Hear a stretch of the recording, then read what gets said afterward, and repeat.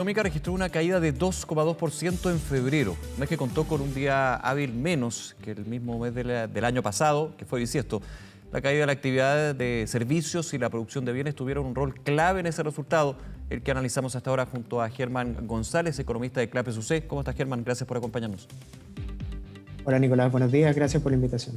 Muy buenos días. A ver, vamos al dato, porque obviamente aquí hay distintos factores que explican de que la tendencia sea nuevamente a contraerse la actividad económica.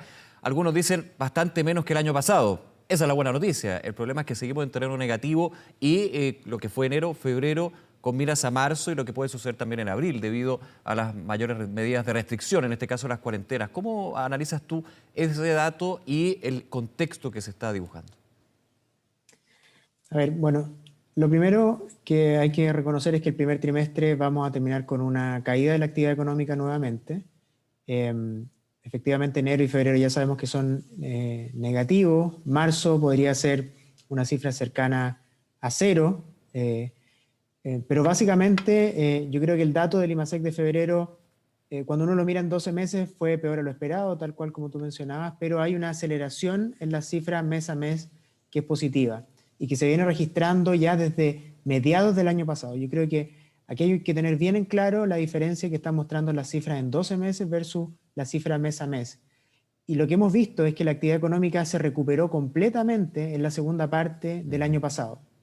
Entonces, ¿qué es lo que está ocurriendo ahora? Que probablemente, dadas las restricciones a la movilidad que se han impuesto, en marzo y en abril nuevamente tengamos caídas mensuales de la actividad económica, pero curiosamente, por ponerlo de alguna forma, vamos a ver cifras interanuales un poco mejores porque nos vamos a estar comparando con el peor momento de la pandemia que fue marzo, abril y mayo del año pasado. Es decir, digamos, a pesar de la restricción a la movilidad, podemos ver incluso en abril cifras todavía positivas de actividad económica. En 12 meses yo creo que no hay que confundirse. Claro. La actividad económica pierde fuerza por las restricciones y en la medida que las restricciones se levanten vamos a poder empezar a ver cifras mejores. Es bien importante ese punto, Germán, porque vamos a comparar con un 2020 pésimo para la economía chilena. Es decir, la baja base de comparación para la cifra que se dé mes a mes va a ser bien positiva en términos de que la va a, quiero decirlo muy respetuosamente, a inflar el dato. De todas maneras, va a ser difícil despejar esa base de comparación para efectivamente ver cuál es el efecto que están generando estas medidas de cuarentena, restricción, entre otras, producto de la pandemia, ¿no? No, absolutamente, yo creo que eso es central, hay que reconocerlo con mucha claridad. Cuando se habla de que este año la economía puede crecer en torno a 6 o 7%, parece un número bien elevado, pero simplemente implica que la actividad económica se mantenga en promedio plana durante el año. Claro. Incluso ese escenario de la economía sin crecimiento durante el año, dadas las bases de comparación, hay que pensar que hubo una tremenda caída de 5,8% el año 2020, eso va a generar un crecimiento interanual del orden de 6 o 7%, incluso podría ser más. ¿Y qué es lo que se está pensando en términos de la dinámica del año? Bueno, que tengamos estos primeros meses de restricciones, marzo, abril, al menos, ¿cierto?, con caída de la actividad, recuperación a partir de entonces, y eso podría dar un año en que cuando uno lo mira al cierre, la actividad no tenga un crecimiento significativo, digamos, se mantenga plana, pero por el hecho de compararnos con una base muy baja como fue el año pasado, eso dé como resultado un crecimiento del orden de 6 a 7%, es totalmente probable, digamos. Sí. Ese rango fijado por el Banco Central, proyectado por el Banco Central más bien en su último informe de política monetaria que fue entregado la semana pasada, ¿tú consideras que es optimista o más bien realista? Porque uno desde la explicación de lo que fue el año pasado ve que realmente se podría llegar a entre un 6 y 7%, pero nuevamente volvemos al tema. Es una cifra que hay que mirarla en el fondo finalmente y también haciendo la comparación con respecto a lo que se destruyó en términos del PIB el año pasado y también con otros elementos, el aumento de la deuda, el déficit fiscal, podemos entrar ya más en detalle, no solamente quedarnos con la cifra entera, digamos. ¿Tú crees que fue optimista, realista o más bien algo que hay que ir monitoreando? Yo creo que la cifra es realista. Para ponerlo en los siguientes términos, si uno, digamos, mantiene el dato del IMASEC de febrero que acabamos de conocer fijo durante todo este año, la economía crecería 8,7%. Y ahí han aparecido algunos bancos de inversión y algunas instituciones que incluso proyectan crecimiento de 8 y 9% para este año. Eso hoy día parece un poco arriesgado, Sí.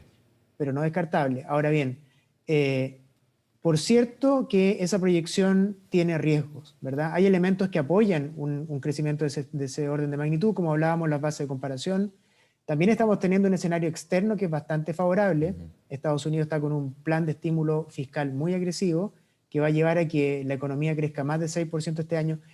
Creo que este punto es importante. El mundo, como un todo, se espera que crezca 7% este año después de haberse contraído 3,5% el año pasado. O sea, eso está llevando, por ejemplo, a que tengamos un precio del cobre sobre $4, términos de intercambio que son positivos para la economía chilena, un impulso fiscal y un impulso monetario que sigue siendo muy fuerte. Y también, por cierto, tenemos este proceso de vacunación que más temprano que a otros países nos va a llevar a poder reabrir la economía.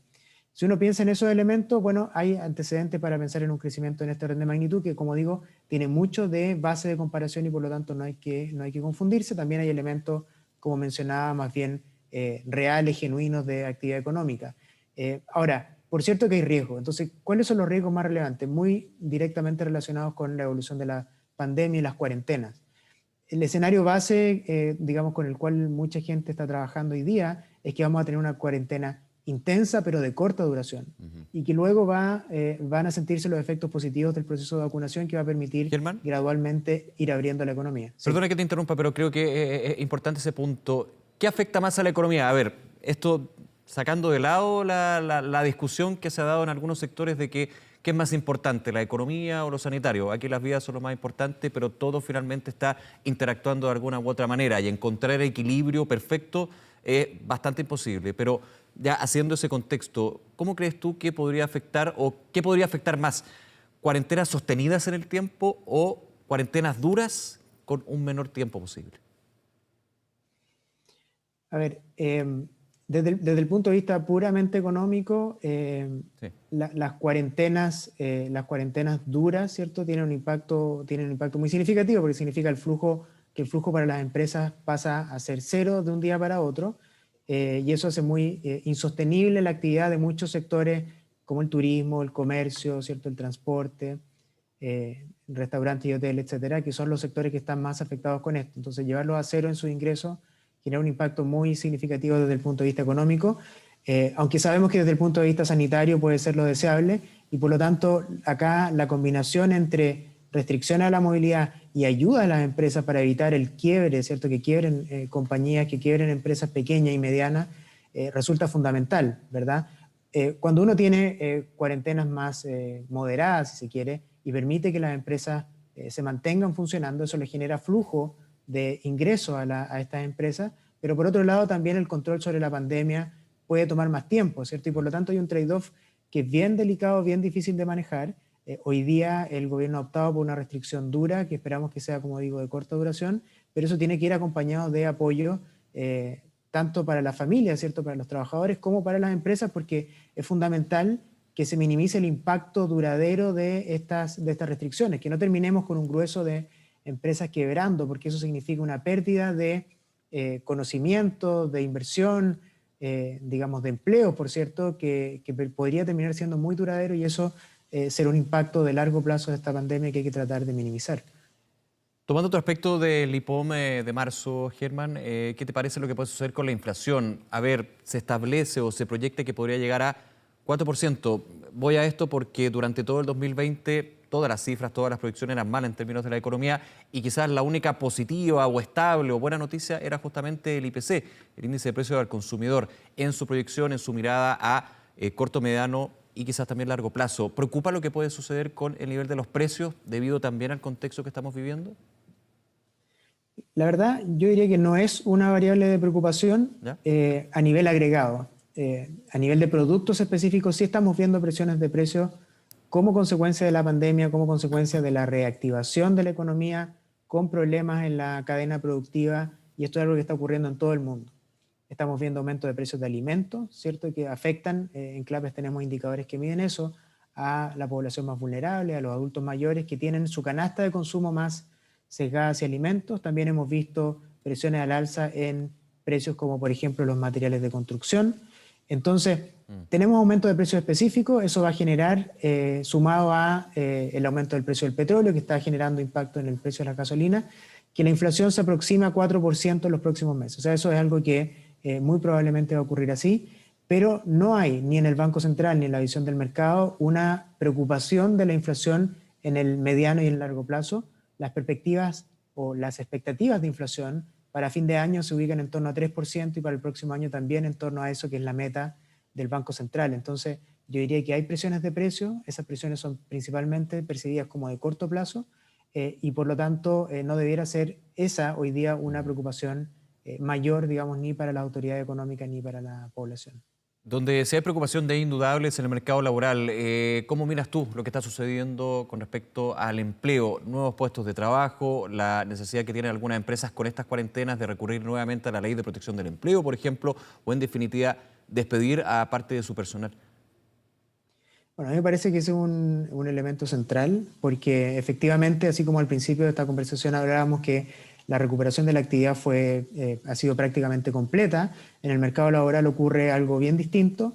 En el peor momento se llegaron a perder cerca de 2 millones de empleos, y si bien se han recuperado más de 1 millón de empleos, todavía queda la mitad de los empleos perdidos por la pandemia por recuperar. Y obviamente estas restricciones que estamos viendo en estos días generan pérdida de puestos de trabajo. Nosotros hemos hecho estimaciones que apuntan a que un 10% de aumento de la población en cuarentena genera la destrucción de cerca de 60.000 empleos, la mayor parte de ellos informales, en sectores como la construcción, el comercio, y por lo tanto el daño sobre el mercado laboral es significativo. En la medida, como decía, que se produzcan quiebras de empresas, el daño puede ser más permanente, y por lo tanto el gran desafío que nos va a quedar una vez que digamos, tengamos un mayor nivel de inmunidad de la población va a ser recuperar esos empleos. El gobierno está haciendo esfuerzo por la vía de entregar subsidios, ¿verdad? Pero yo creo que es fundamental acá que exista claridad respecto de qué es lo que va a pasar con la situación sanitaria y con la restricción hacia adelante, porque si no, se hace muy difícil que los sectores que han perdido empleos como consecuencia de esta pandemia puedan volver a contratar, ¿cierto? La Claro. contratación es un vínculo de largo plazo y requiere tener claridad de lo que viene hacia adelante. Y hoy día eso lamentablemente todavía no lo tenemos. Claro, hay varios sectores, por ejemplo, de la gastronomía, que ha estado fuertemente afectado. Todo ha estado afectado de alguna manera, pero lo que es turismo, gastronomía, ¿para qué analizarlo, digamos? Donde muchas veces nos han comentado, aquí en la gastronomía se están haciendo contratación de personal semana a semana, pero principalmente porque no sabes si la semana que viene vas a poder estar abierto o no. Y el delivery es una porción bastante menor y se puede dar en un local u otro, es bastante distinto. A eso apuntas tú, ¿no? La certeza de lo que pueden ser las medidas hacia adelante, para justamente poder planificar lo que es, por ejemplo, la contratación de personal. Sí, absolutamente. A eso es lo que me refiero. Yo creo, digamos, que tenemos que estar tranquilos que una vez que tengamos, digamos, mejores condiciones sanitarias y que podamos reabrir de forma segura la economía, esos empleos se van a recuperar. Gran parte de esos empleos se van a recuperar. El problema es que hoy día no sabemos cuándo va a ocurrir eso. Sabemos que probablemente en 1 o 2 meses más vamos a tener un porcentaje importante de la población inmunizada. Eso podría permitir reabrir la economía con algún grado mayor de certeza del que hemos tenido hasta ahora. Es algo positivo, pero todavía tenemos una serie de dudas, están las dudas respecto de las variantes del COVID, respecto de la duración de la inmunidad, y por lo tanto es algo que todavía estamos aprendiendo y que tenemos incertidumbre respecto de cómo va a evolucionar. Si a eso agregamos la incertidumbre asociada a un año muy cargado de elecciones, ¿cierto? Políticamente incierto. Digamos, hay desafíos por el lado del empleo, hay desafíos por el lado de la inversión también, que es un elemento que aparece más rezagado en esta recuperación respecto, por ejemplo, del consumo. Y la inversión es fundamental para la creación de empleo, ¿cierto? Y en la última proyección del Banco Central vimos una corrección al alza en la proyección de inversión para este año, pero todavía es un elemento que aparece más rezagado respecto, por ejemplo, del consumo, pensando en el crecimiento de este año. Bien, Germán, me queda solamente un segundo, pero quería ver tu opinión con respecto al endeudamiento fiscal. ¿Lo ves como un punto de preocupación? Lo pregunto por lo que se ha tenido que incurrir en términos de gasto, de deuda, pero también muchos sectores que dicen, a ver, cuando nosotros nos preocupamos de tener holguras para financiarlo a nivel internacional, por ejemplo, o ahorrar en tiempos de vacas gordas, como se ha dicho tantas veces, era para momentos de emergencia.